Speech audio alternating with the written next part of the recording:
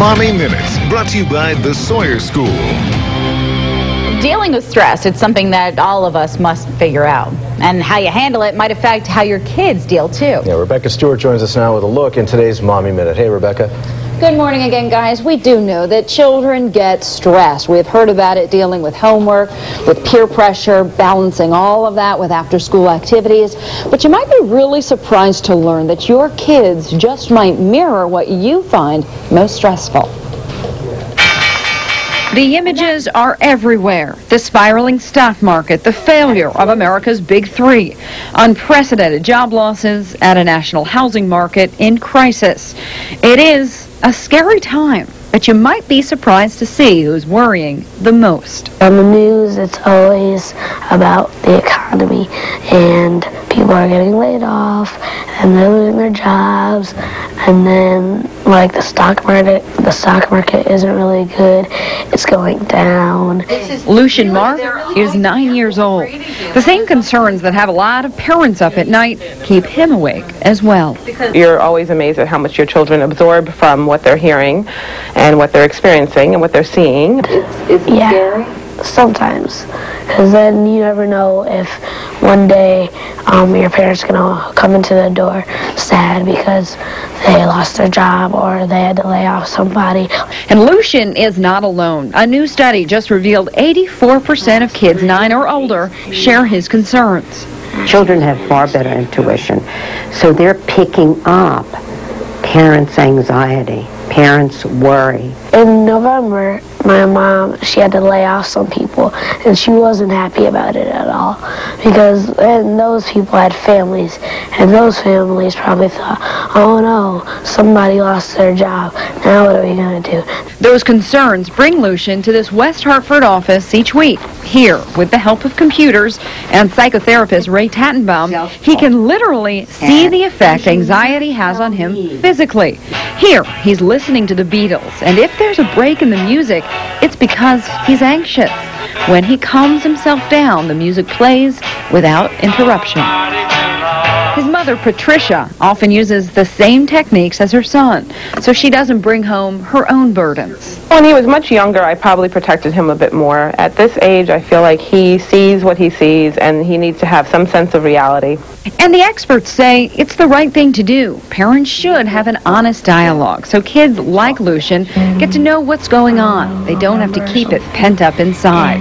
But the key, find balance. Sometimes it is hard when you're working and you're under those pressures and you are seeing things deteriorate around you and you're pretty intimately involved in the process, then you naturally will bring that home in some way.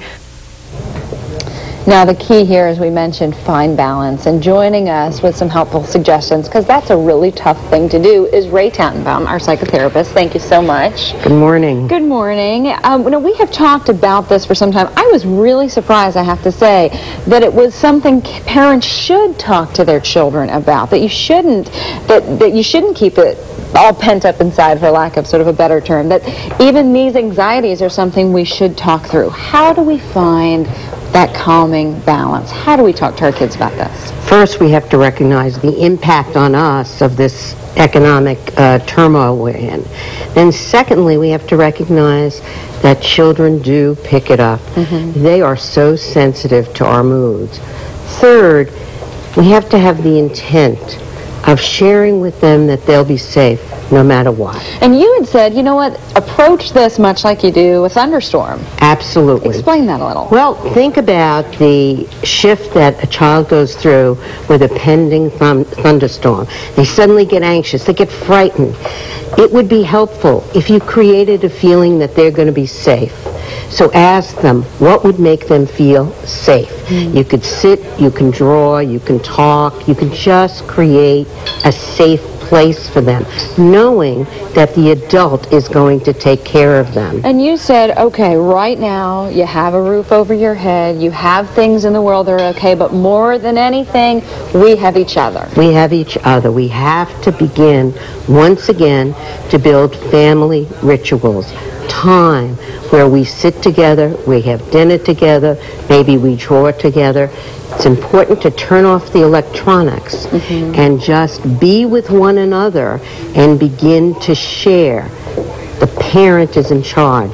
The parent creates a safe feeling for the child. And you said to do this, parents have to use the techniques that some of your clients are using, your children are using, learning how to balance. Just sort of take us through some of the exercises that can calm us down.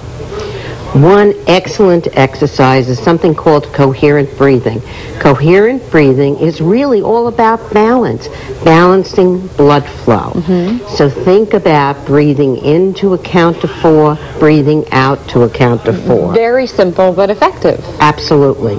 And I know it's effective because we've tracked over 500 people using this tool, and everybody begins to go to a balanced state. So when you find yourself getting really anxious or you're worried that you're going to bring this home to your kids, take some time, count to 4, and breathe.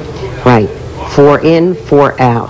And you can easily pick up this CD. What about the people who maybe feel a little uncomfortable or kind of feel a little silly with the idea of meditation? We talked briefly about this. Okay, this isn't meditation. This is balance, internal balance of all your systems.